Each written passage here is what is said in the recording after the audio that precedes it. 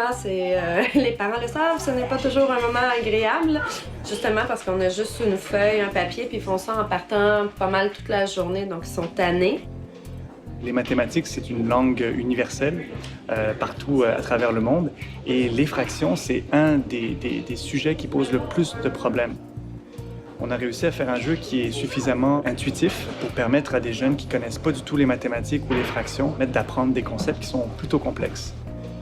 Quand on arrive avec le jeu, justement, ils se rendent tellement pas compte qu'ils sont en train de faire des fractions, des mathématiques, que ça se passe vraiment très bien. On est dans un univers de glace et de lave où on a un petit mammouth et on doit libérer le passage du mammouth en coupant des blocs de lave ou des blocs de glace pour qu'il puisse poursuivre sa quête. Ce qu'on a vraiment voulu faire, c'est un vrai jeu vidéo que les enfants vont vouloir jouer sans même que ça soit un devoir.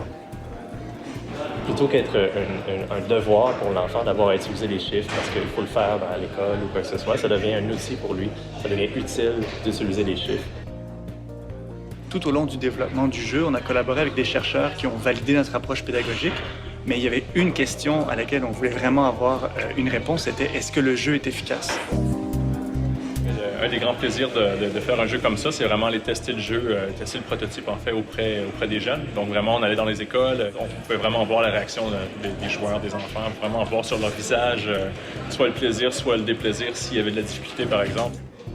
En seulement 3 heures de jeu en classe, les enfants de 3e année ont augmenté leur performance de 10,5% jusqu'à atteindre le niveau moyen des élèves de 4e année au Québec et aux États-Unis.